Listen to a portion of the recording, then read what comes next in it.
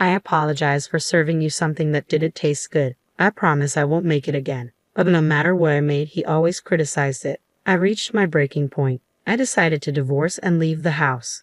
Then something unexpected happened with my husband and our eldest son. When a woman gets married, she's often not called by her first name anymore. My name is Emma, but at work and in the neighborhood, I'm known as Mrs. Taylor. Even at the daycare and school, they call me that. I would be okay if my husband called me by my first name, but he only refers to me as Hey from the beginning of our marriage, and even now at 50, I always called him Gordon, but it seems he doesn't get the hint. Gordon is 3 years older than me, making him 53. He works for a transportation company and used to deliver goods to the deli where I work. The friendly Gordon started chatting with me, a store clerk, and we became close. Our meeting was quite romantic, but married life wasn't like a fairy tale. Gordon, using work as an excuse, never helped with household chores, even though I'm a full-time worker at the deli. It's not like I'm a stay-at-home mom. We had our eldest son, Mark, but Gordon hardly ever helped raise him. Men get praised just for playing catch with their kids, but women work from dawn till dusk and still aren't exempt from household duties, nor do they get any praise. Isn't society's expectation that mothers should naturally take care of their children oppressive to women? Mark was a good kid until high school, but after joining the workforce, he became sarcastic. Especially in the last 2 years since he joined his current company, he's been coming home late and doesn't listen to me at all. But for some reason, he and Gordon get along really well. Sometimes they even mock me together. Mark, what kind of job are you doing right now? I asked. I work for an ID company. There are many types of ID companies, right? Why bother explaining? You wouldn't get it anyway, he replied with a smirk, seeming annoyed to talk with me. Maybe at 25, Mark doesn't feel like explaining his job in detail to his mom. Sometimes I get so mad at him it scares me. Am I lacking maternal instincts? There's a term called unconditional love. When Mark was a baby, I felt that intense love for him. Looking at his cute sleeping face, I felt I could do anything for him. But now, seeing the sarcastic man Mark has become, my unconditional love wavers. I find myself expecting something in return for the love I give, both from Gordon and Mark.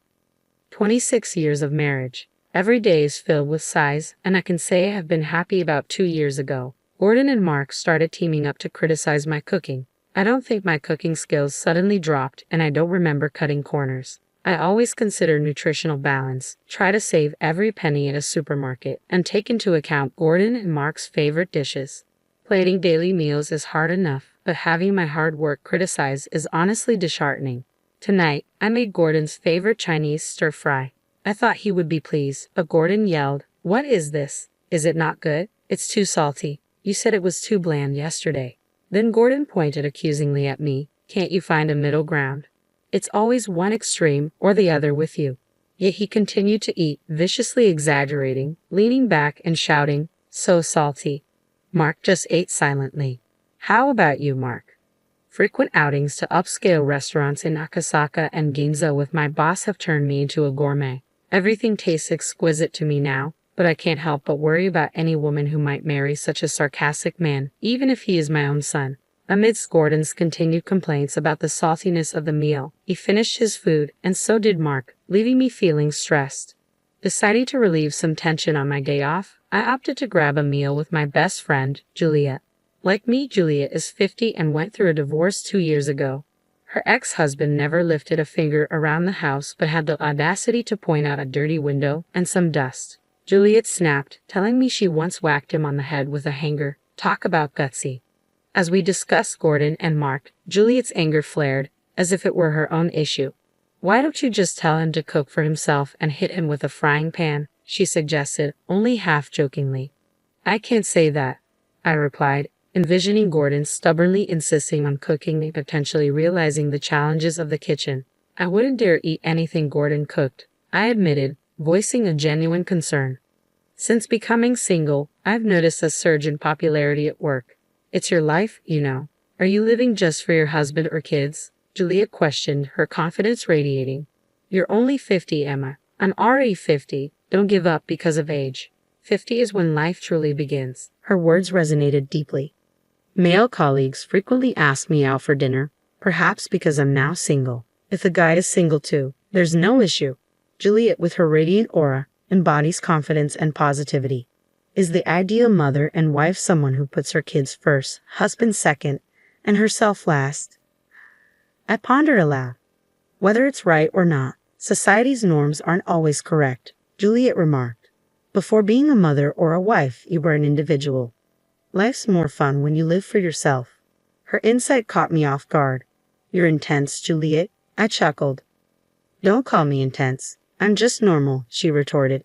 Dinner time is always tense for me. In most households, dinner time is a moment of family bonding and happiness. My disappointment welled up as I tried to hold back my emotions, realizing that even Mark's favorite curry rice couldn't escape Gordon's criticism. I turned to Mark, asking tentatively, "Is it too sweet for you?" I prefer spicy or medium spicy, but more importantly, I know this amazing curry place. It didn't seem fair to compare a home-cooked meal to a dish from a Michelin-starred chef. Cooking wasn't just about hearing Gordon's harsh words and Mark's sarcastic comments without considering my feelings. Gordon sighed. "Oh, my mom's curry rice was the best, just like home." I wanted to suggest he have his mother cook for him every day, but I held back, fearing it would only escalate their arguments. While assisting the customer at work, my manager, Mr. Smith, complimented me. "Mrs. Taylor, your customer service is always so cheerful and genuine. It's great, really. Thank you so much." His words had power. Even a single compliment could lift spirits. Customer service was crucial. Pleasant staff encouraged customers to return. Despite each deli claiming unique offerings, they all seemed to sell similar items. Naturally, if prices were the same, people preferred the store with better customer service. Mr. Smith, 54 and single, didn't seem divorced, nor did he appear against marriage. Standing tall at 6 feet, he was a dapper gentleman and quite the charmer, especially among the younger female staff. Being single in your 50s didn't mean you weren't attractive. Perhaps his standards were sky high, or maybe he had a passionate love affair when he was younger and couldn't forget it. His mysterious aura only fueled rumors, making him more intriguing to the ladies. Mr. Smith treated me, a 50-year-old, with the same kindness he showed to women in their 20s. Such a gentleman. I couldn't help but wonder how Gordon and Mark behaved at work. If Mark made snide remarks to his colleagues like he did at home, he would definitely be the talk of the office. I worried about Gordon, especially. During the dreaded dinner time, Gordon and Mark were engrossed in watching TV. It was a show featuring family restaurant staff showcasing their best dishes, judged by renowned chefs. As I casually watched, Gordon chimed in, "Don't you ever think of going on this show? Why would you fail everyone?" Mark joined in, laughing at his father's joke. "They would probably say, 'Are you trying to kill me with this?' and throw a rejection card at you. That's just too much." "So, should we order pizza tonight?" I suggested, hoping to steer the conversation away from criticism. "Pizza? I'm in the mood for a hamburger steak takeout from the family restaurant." Seeing my rare defiance, Gordon's expression changed. "What's with the attitude? Even I have my limits, you know." Mark laughed along with his father, singing "I Want You Back" in full chorus. I wasn't amused. "What's I Want You Back? Don't you know anything?" As they continued to have their fun, I felt left out and lonely. Juliet's face came to mind, and the word divorce crossed my thoughts. After work, Mr. Smith called me over. "Emma, sorry, Mrs. Taylor," he corrected himself. I smiled at him, saying, "If you want to call me that, it's fine." For a moment, a forgotten thrill washed over me as a love song played in the background of my mind, but I quickly dismissed it. Life isn't that sweet. It rarely goes as planned. As expected, Mr. Smith wanted to discuss work, not dinner. "Actually, there's talk of our store making a TV appearance. It's a show where family restaurants and delis showcase their signature dishes and a chef judges them."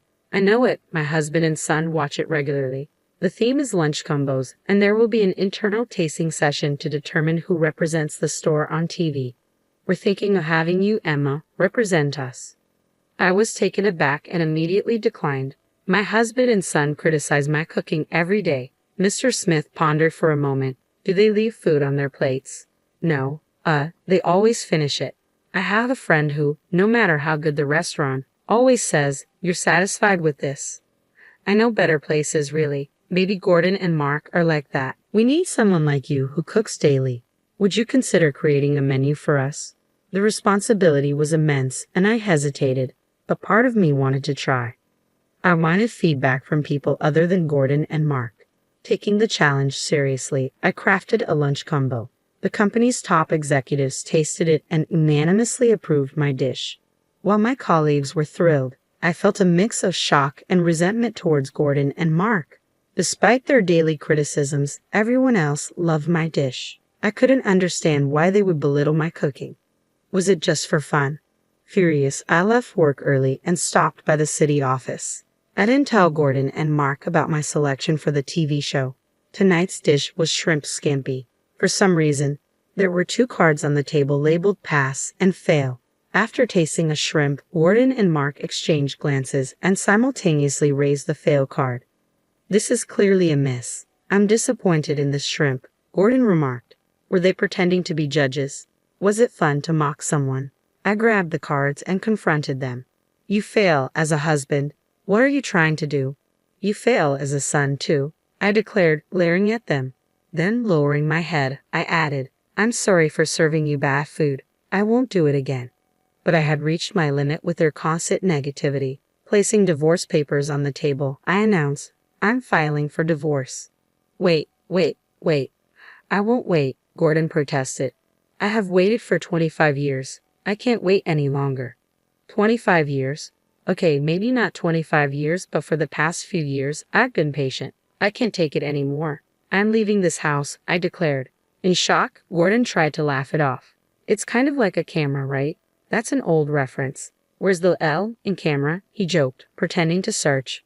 Mark warned him. Dad, she seems serious.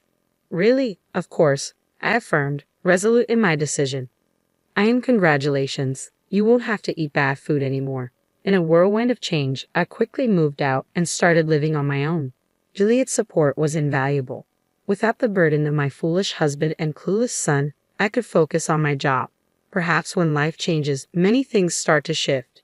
The company asked me to appear on TV. No way, I can do TV. You should get someone younger and prettier. That's how TV works, I argued. Most people only get one shot at TV in their lifetime. While part of me wanted to do it, I was worried about how I would look on screen. The show would have the chief judge ask detailed questions about the dish. If it's not the person who made it, they won't be able to answer. Convinced by Mr. Smith and the executives, I reluctantly agreed to the TV appearance. I didn't tell Gordon and Mark. I have blocked their calls, so they can't reach me, and I have no intention of reaching out. Of course, I told Juliet about the TV appearance. She was shocked and said, I want to be on it too, with teary eyes. With nervousness, I appeared on TV with Mr. Smith. It was my first time, and my heart raced with nervousness.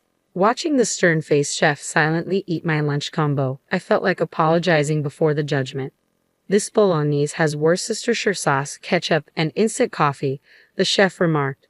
Finally, judgment time arrived. I prayed as the judges unanimously erased the fail card. They even praised it as delicious and perfect. I high-fived Mr. Smith, blushing. I hoped it wasn't a dream. After that, I got involved in product development and received a raise. Was it luck that things turned around after escaping from a rude husband and a sarcastic son? 3 months after the divorce, Mark visited the store. He had bulked up like a football player, which surprised me. What happened to you? I asked. I had been eating at home, so I've been eating out a lot. Before I knew it, I looked like this, he replied. Serves him right. It's probably karma for mocking the food that a top chef praised. I thought to myself. I saw you on TV, Dad shouted in disbelief. Mark smiled, but I only replied, Oh, please come back. Mom, grow up. You're 25. Handle it yourself, Mark retorted. Can I at least live with you if you don't want to be with Dad? Be independent. Don't come here again. I spoke coldly, shocking Mark with my firmness. He left the next day. As I was placing an umbrella stand outside the store, a massive man approached. Emma, who are you? He demanded. Don't play dumb, I replied. It was Gordon, but he had gained a significant amount of weight. Because of you, I've been eating and drinking at pubs every day. Before I knew it, I couldn't move. You have no right to call me that anymore. Gordon tried to laugh it off. Emma, please come back. At this rate, Mark and I will turn to Crusher Blackwell. Crusher? What? You don't know who Crusher Blackwell is? He was a 215-kilo wrestler, Gordon explained, his jokes showing no remorse. I don't want to waste my time talking to you. Please leave, I said firmly. Despite my harsh words, Gordon persisted. I apologize for everything, truly, he said. As he apologized, I remained silent. Your cooking was always amazing. My mother told me never to praise someone too much. If you keep saying something's delicious, they won't improve, Gordon continued. Wait, where are you going? He called out as I retreated into the store. To my surprise, he followed me in. Wait, we were in the middle of a conversation, he protested. I have nothing more to say. If you persist, I'll call the police, I warned him. The police? Gordon looked around dramatically. Why bring the police into a marital issue? We're not married anymore. Just give me one more chance, please. Please leave, I insisted. Suddenly, Mr. Smith emerged from the back. I have called the police. Maybe you should leave, he suggested to Gordon. Who are you? Gordon demanded. I'm the manager of the store. Why are you intervening in a marital dispute? We are not a couple, Mr. Smith clarified, gesturing between Gordon and me. I get it now. Is that why you divorced? Are you two together enough? His rude insinuation infuriated me. What nonsense are you spouting? I won't tolerate it, I snapped. Is it true? Is that why you're so upset? Just then, a police car pulled up and two sturdy officers entered. That's the man, I pointed at Gordon. What are you talking about? Gordon protested as one officer tried to restrain him. He resisted, saying, Let me go. She's my wife. I don't know this giant. So you're denying me now, one officer said. We'll discuss this at the station. The other officer was also thrown off. Had Gordon become so strong as a wrestler? Overwhelmed by jealousy, Gordon's face twisted into a terrifying scowl as he grabbed one of the store umbrellas. I was taken aback, but Mr. Smith bravely stepped in front of me, arms outstretched, trying to placate the knight. Are you showing your true colors, you hothead? As Gordon raised the umbrella to strike, an officer from behind forcefully knocked it out of his hand and grabbed Gordon's wrist. You're under arrest for obstructing official duties, the officer declared. Obstructing official duties. The police's signature move. You think that solves everything? Gordon spat. Just come with us, Emma. As everyone on the street watched, I felt my face burning with embarrassment. The commotion continued as Gordon was forced into the police car. How embarrassing. Are you okay? Mr. Smith asked. I'm fine, thank you. If you ever need help, just let me know, I replied, grateful for his comforting words. You're very kind, Mr. Smith remarked. I'm not kind to everyone, huh? He added cryptically before leaving. Maybe it wasn't a misunderstanding. Since then, neither Gordon nor Mark visited the store. I finally had peace after 26 years of marriage. I was free. I could have lunch with Juliet whenever I wanted and enjoyed dinners. Even returning to a dark apartment, I never felt lonely. Work was fulfilling, and being valued by the company felt great. One day, Mr. Smith approached me. Emma, do you like musicals? He asked. Musicals? I love them, I replied. I got 2 tickets. It's easy to watch a movie anytime, but a play has a fixed date, Mr. Smith explained. Memories of my youth resurfaced, and my heart raced. Maybe it wasn't a misunderstanding after all. I would love to go, I said, smiling. Great, I'll take the tickets and go with a friend, Mr. Smith suggested. What? Just kidding. How about a nice dinner afterward? He added, seeing my relieved expression. Life is unpredictable. Now I'm embarking on a second youth.